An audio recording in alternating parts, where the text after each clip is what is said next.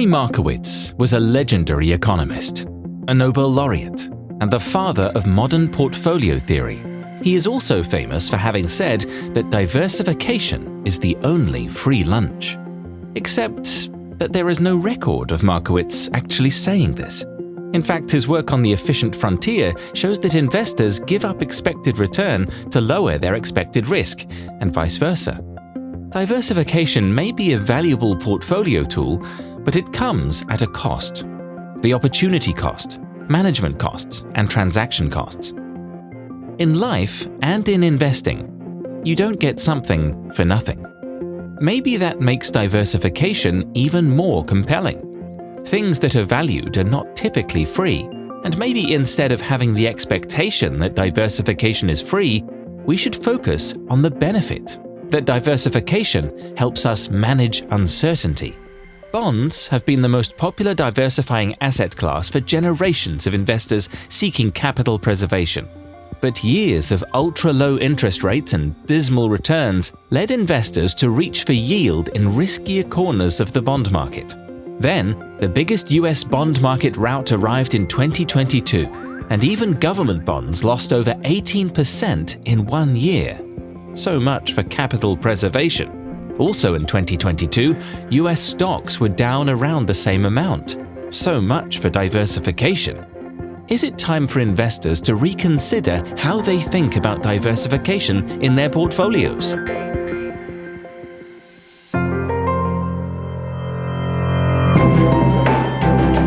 To understand today's investment landscape, it's important to know how we got here. This is the Outthinking Investor, a podcast from PGIM that examines the past, the present-day opportunities, and the future possibilities across global capital markets. Antti Ilmanen is Global Co-Head of the Portfolio Solutions Group at AQR Capital Management. His latest book is titled Investing Amid Low Expected Returns, Making the Most When Markets Offer the Least. Scott Cederburg is Associate Professor of Finance at the University of Arizona and co-author of Status Quo, a critical assessment of lifecycle investment advice. And Lorne Johnson is Head of Multi-Asset Portfolio Design at PGIM Quantitative Solutions. Asset allocation is tricky. It requires assumptions that must be made under great uncertainty and with great consequence.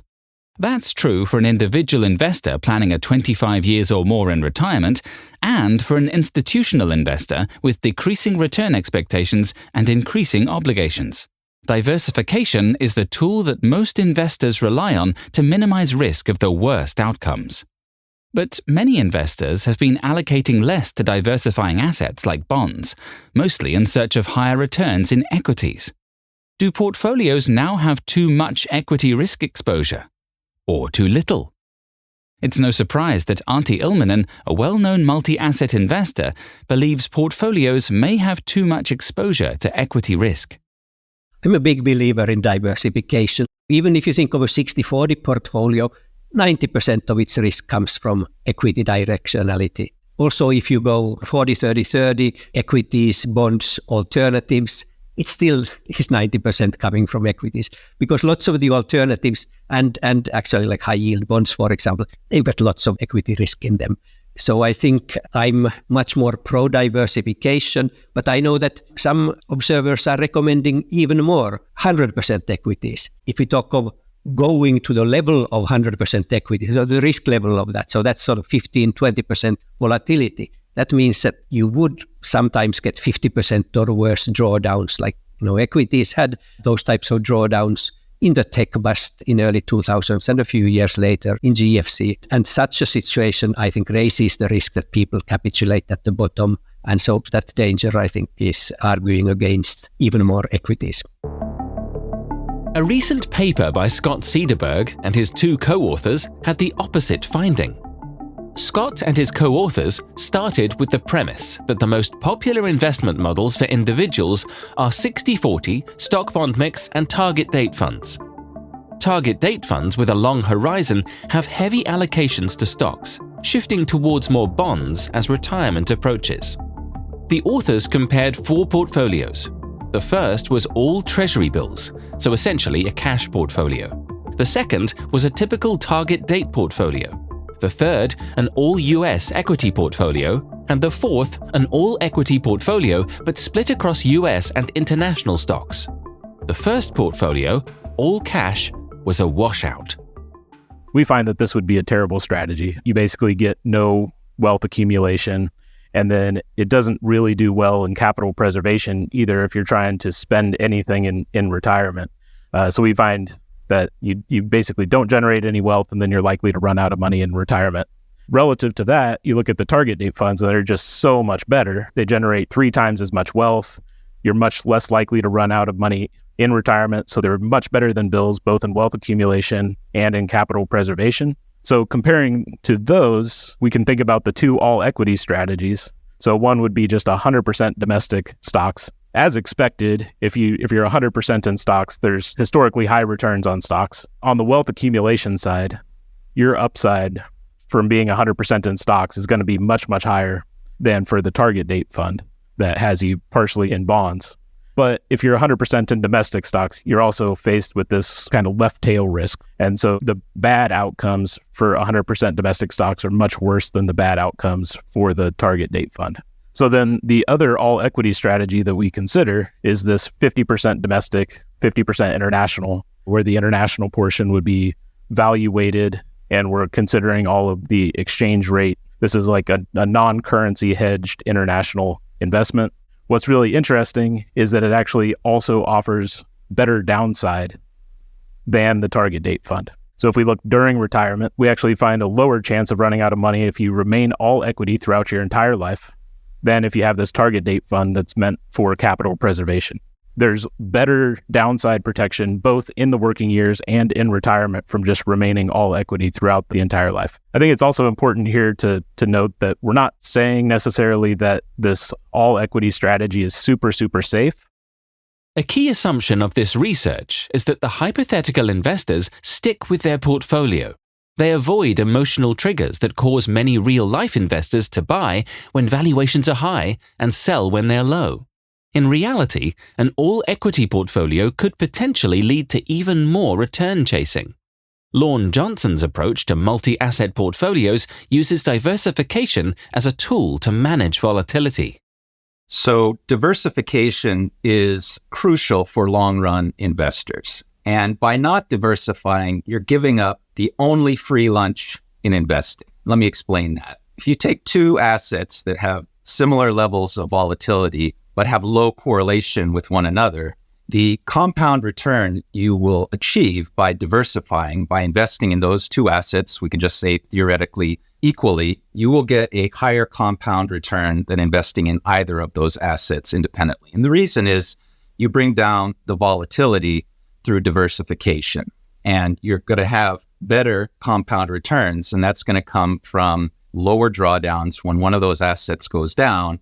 And if the other uncorrelated asset just doesn't go down as much, you're going to be better off than if you were just investing in one of those assets independently. Now, the most common pair that people think about are equities and bonds. And even though we've witnessed a period of positive stock-bond correlation after, let's say, a 25-year period of negative stock-bond correlation, they are still diversifying to one another, and it makes sense to have both in a thoughtful, diversified portfolio. Smart diversification means investing in assets that not just seem to have lower correlation all the time, but in particular in periods of crisis. So one of the things that we've done at PGIM Quantitative Solutions is to look at correlations in both expansionary periods when things are going well, and also in crisis periods. And what we find in those crisis periods is that correlations go up on risky assets and you lose diversification benefit. And then there are other asset classes where the correlation can even go down or become negative. So having things in your portfolio like commodities, like real estate, those are assets that over time tend to do better inflation hedging than just equities or bonds in a portfolio. But the recent long period of unusually low interest rates and inflation may have skewed investors' views of the value of diversification.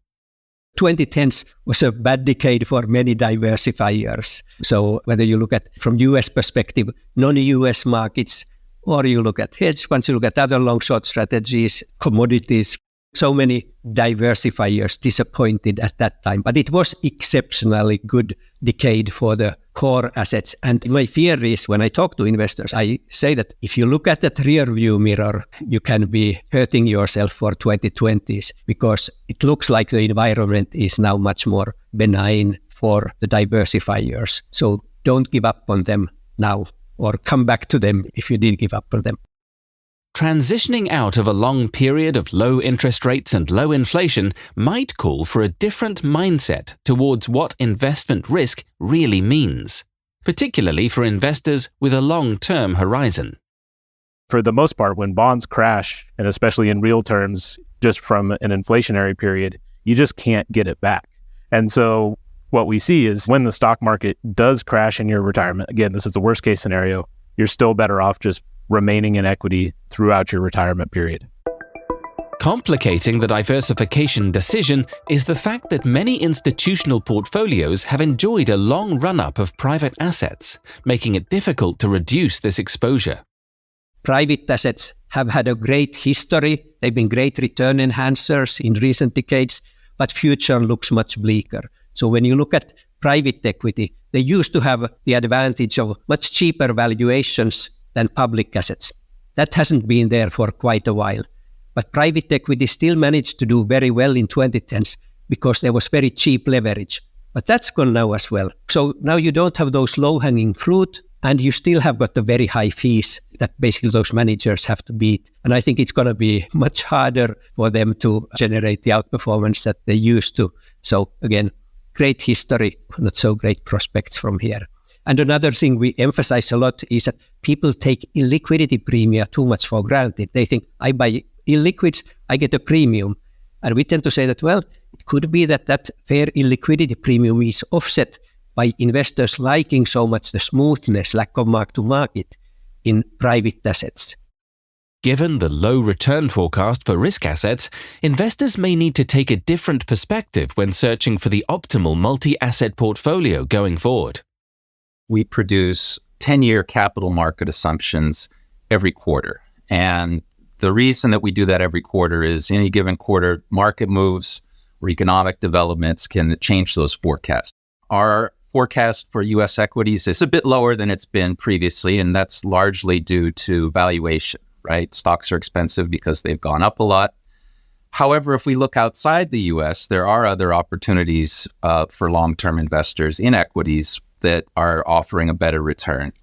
International equities, developed market ex-US, our forecast is also largely a function of valuation. While the US market has been going gangbusters, we haven't seen that kind of performance outside the US, and hence they look more attractive on a valuation standpoint. So there's definitely opportunities to diversify a portfolio and also to get higher return. Other good news is our fixed income forecasts are much higher than they were just a couple of years ago, owing to the higher initial rates investors are going to get investing in bonds now versus where they were a couple of years ago. So what that optimal portfolio looks like is going to change based on those expected returns, changes in correlations, but investors still have an opportunity to, say, move out on the efficient frontier by diversifying across a multi-asset portfolio.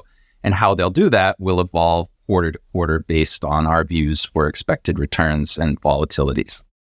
Our emerging market forecasts are also better than what we're seeing for the U.S. They're similar to what we're seeing for international developed markets outside the U.S. And that's also owing to recent underperformance and that their valuations are actually attractive. Under this scenario, are we likely to see a trend away from the endowment model? So endowment model relies both on equity premia and illiquidity premia, maybe also manager alpha in privates. And our empirical research suggests that the higher cash rate environment is bad for both equity and illiquids, or we get much more compressed premia in this environment. And worse, the valuations are pretty high. So I really wonder how it's possible that the valuations of US equities and some privates hasn't changed much since 2021, when we've seen this big increase in 10-year TIPS yield. So from minus 1% to over plus 2%. And that's basically the riskless part of their discount rate. And it should have some impact on valuations. So far, those have hardly budged. But I don't think that that's going to stand in the long run. Private assets have been investors' most popular source of diversification.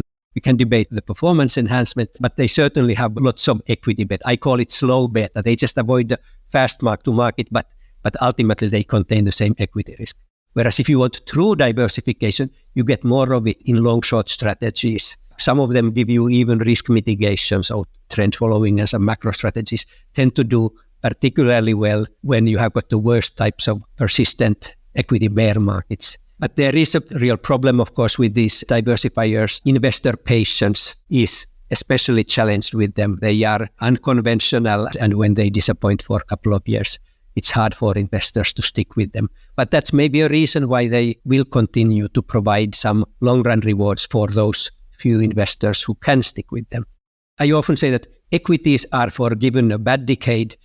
With any other strategy, they tend to deallocate after 2-3 disappointing years. But it can be difficult to stick with a strategy when it's underperforming. And it often seems like diversification breaks down when we need it most, during times of crisis. Some of these strategies can do quite well when most needed, but it is fair to say that there's a lot of hidden beta in many strategies which sort of shows up in those crises, and you can see that in credits or real estate and privates and some long-short strategies as well. But again, there are certainly pockets of strategies which have been reliably good in times when they were most needed. In normal times, the relationships are really modest, but then when you get real deleveraging, in those situations, you start to get more common behavior. Many hedge fund strategies or even private assets basically have to be sold in those situations. For some investors, systematic or rule-based strategies may be a good option, and especially in challenging market environments. We manage a suite of absolute return strategies where we believe that over time, a systematic approach can exploit both market mispricings and risk premia. So those are rules-based strategies. Our strategies are very focused on macro fundamentals when the market is pricing fundamentals. So there are periods where markets move away from fundamentals, and that's going to be a time where our rules-based strategies aren't going to perform as well. However, we're strong believers that over the long run, markets do come back to fundamentals, even if there are periods when they seem to move away, where we see outsized risk, things that are unpredictable, things that are outside of our model. That's when we want to bring the exposure to the model down, anticipating that there's going to be some turbulence. Again, moving away from the fundamentals that our systematic process is based on. If we can anticipate there's likely an environment where things are going to move away from fundamentals for a bit, that's not the time to lean into risk. That's the time to bring risk down. Regardless of the strategies chosen, there are two questions in particular that institutional investors could ask themselves to help prepare for whatever the future holds. I think a key question is, what's the biggest risk scenario that could damage our portfolio, and which strategies could be helpful if that risk materializes? Good question for anybody. For most investors, the answers are sustained equity market, bear market, equity market drawdowns, and then the most useful risk mitigators against those tend to be trend following and macro strategies, maybe also defensive stocks, treasuries. Our empirical analysis shows that those types of strategies have been doing very well in most of the worst bear markets for S&P 500, and they've been even better, even more reliable aids in the rare cases of private equity drawdowns, because those are, by their nature, more protracted. I think one question investors should be asking is, did we go too far in moving our portfolios to the rear-view mirror direction, favoring US stocks, favoring private assets because they had such strong 2010s? And how can we step back from those positions? And I do think that the combination of relatively high valuations, relatively high rates, and high macro volatility they are all individually bad for those investments. And we've got that triplet right now.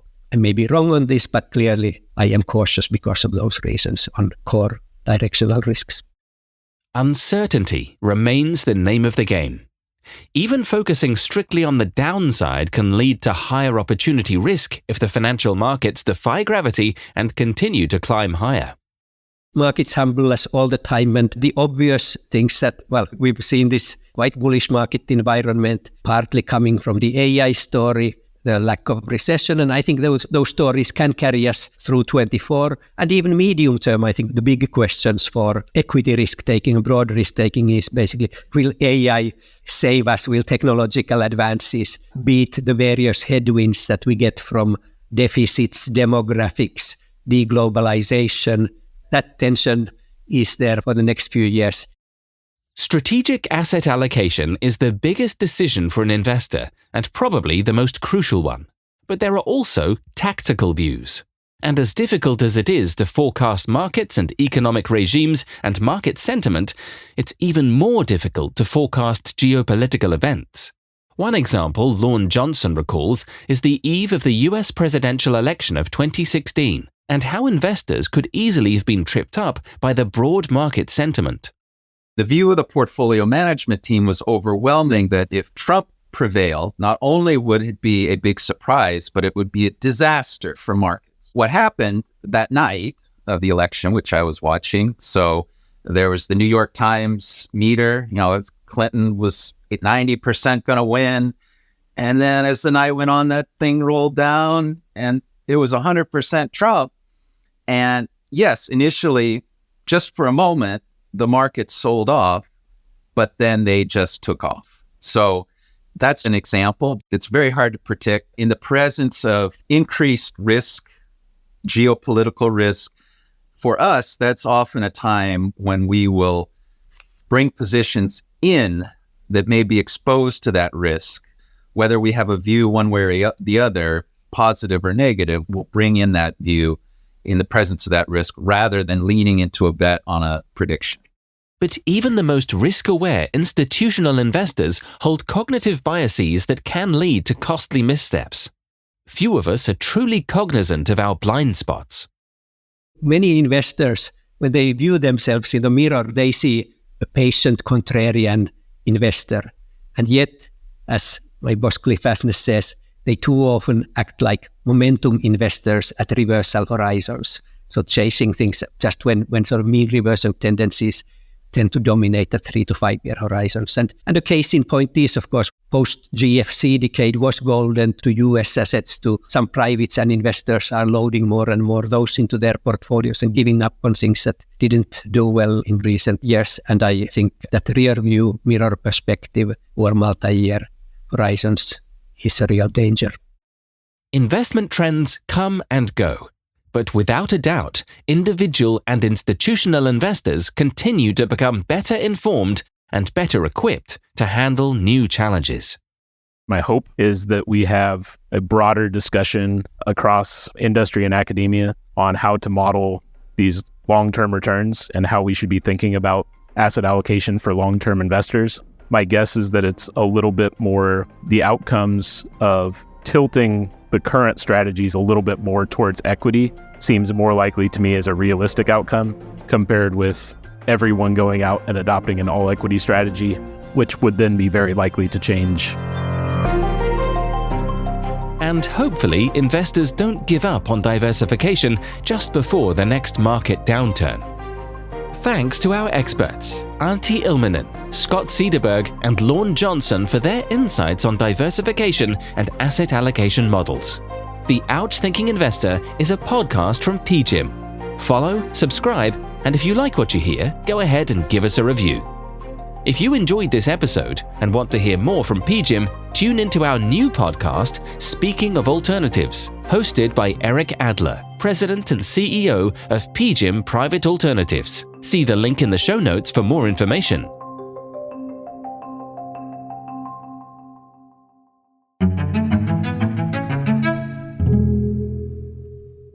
This podcast is intended solely for professional investor use. Past performance is not a guarantee of future results. All investments involve risk, including the loss of capital. PGIM is not acting as your fiduciary. The contents are for informational purposes only, are based on information available when created, and are subject to change. It is not intended as investment, legal, or tax advice and does not consider a recipient's financial objectives. This podcast includes the views and opinions of the authors and may not reflect PGIM's views. PGIM and its related entities may make investment decisions that are inconsistent with the views expressed herein. This podcast should not be reproduced without PGIM's prior written consent. No liability is accepted for any direct, indirect, or consequential loss that may arise from any use of the information contained in or derived from this podcast. This material is not for distribution to any recipient located in any jurisdiction where such distribution is unlawful. PGIM is the global asset management business of Prudential Financial Inc., which is not affiliated in any manner with Prudential plc, incorporated in the United Kingdom, or with Prudential Assurance Company, a subsidiary of M&G plc, incorporated in the United Kingdom. Copyright 2024. The PGIM logo and the rock symbols are service marks of PGIM's parent and its related entities, registered in many jurisdictions worldwide.